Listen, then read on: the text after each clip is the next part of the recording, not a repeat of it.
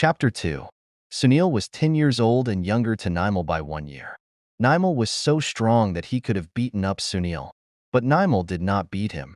Therefore Sunil felt sorry. With downcast eyes and full of thought he went away along the road. How bad it was for him to have kicked Nimal. Nimal did not even speak. How cruel was Sunil not to have taken the piece of mango. Sunil felt shy. The other thing is, to whom did the mango belong? Sunil might have seen it earlier. Whoever saw it first? Doesn't the mango belong to the person who picked it up? The clock at the Maratha Cade, near the bridge, struck 2. Sunil stood there and looked back. Still the clique of boys did not come. The boys were students of the 5th standard at the Nalumparajamunu Vidyalaya. They lived in the same cluster of houses in the village. In the morning Sunil went in the car with his father. When school closed at 1:30 in the afternoon, it was his habit to join the other children and go home together walking. However, when they come up to a distance from where they could see the mango tree, they run and pick mangoes. Almost every day it was Nimal who ran and got under the mango tree first. It was mostly for this that Sunil got angry with Nimal. But what a cruel thing Sunil did. He was unable to pardon himself for doing this. Patience begets relief was written on a school plaque which Sunil remembered. He realized the truth of it that day without any effort. Nimal will, of course, like the other boys, sit under the mango tree for a little while and come.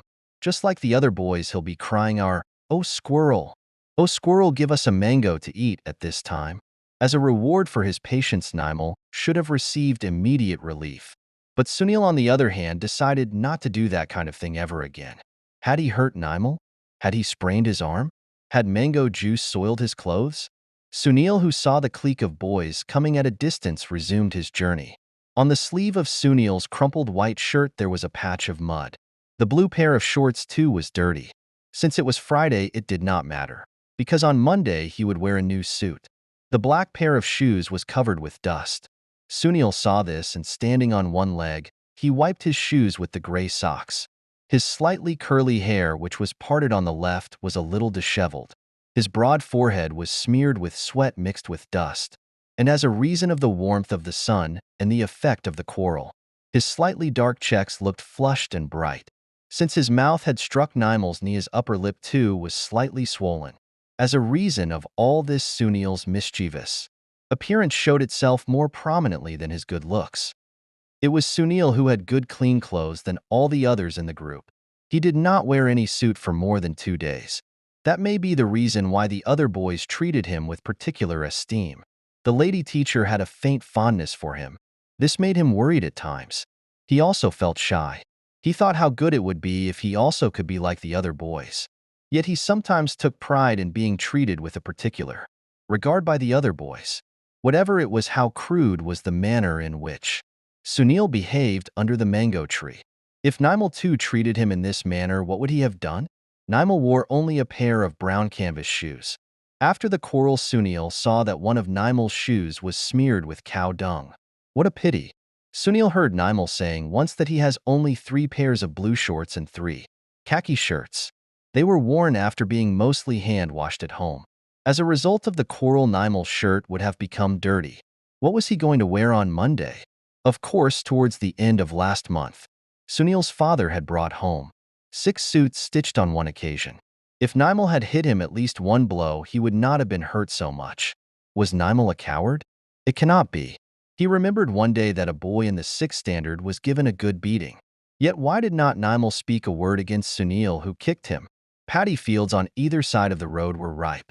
Sunil bent down towards the field and plucked an ear of paddy. He bit off paddy grains one by one and ate them after removing the husks as he went along. It may be that since the sun was not so bright, paddy birds and flocks flew hither and thither early. A parrot too flew towards the clearing adjoining the paddy fields, carrying a car of paddy. The tin hat of the scarecrow in the center of the paddy field shone in the sunlight. Sunil left the stretches of paddy fields and walked close to the stone quarry. "Sudu Apo, alone today?" asked the quarryman, taking his straw hat in his hand. He was a sturdy man wearing a pair of native shorts. He placed the hammer on the ground and stood erect. The bare upper part of his body was bathed in sweat. He curved his right forefinger and wiped the sweat off. his heavily scarred broad forehead. Sunil had seen him standing in his courtyard several times, not in this dress but in a sarong and gauze banyan.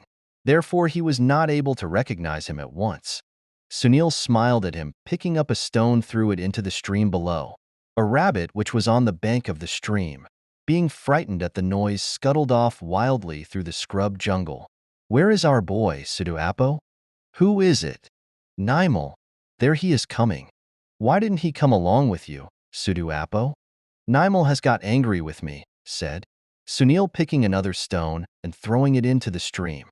Presently Nimal emerged from the curve of the quarry alone. The other boys had turned at the junction near the bridge and taken the other road. Sunil and Nimal came as far as the stone quarry. Nimal walks down from the quarry. From there onwards, Sunil goes alone. The quarryman broke off a stick from a nearby hingaroo bush. "Why didn't you come with Suduapo?" asked the quarryman from Nimal in a stern voice, raising the stick. Nimal looked into the distance without talking. "Have you got pidu in your mouth?" yelled the quarryman. He hit him once and said, "Haven't I told you to come with Suduapo?" and raised his stick again. Sunil rushed in and held the stick which was in the quarryman's hand. "Don't hit Nimal," said Sunil. The quarryman's face lit up with an unusual smile. "Because of Apo I have tolerated you today. If not, I would have skinned you," he said by way of rebuke, and threw the stick away. "Apo loves you so much. Why can't you come with him because he comes alone? Run home, have your meals, and come with your sister to break stones," said the quarryman. Nimal walked down from a spot close to the quarry and disappeared. "Can Suduapo walk this distance alone?" asked the quarryman. "Yes. Otherwise, am I also to come?" "Don't," said Sunil, and walked away thoughtfully.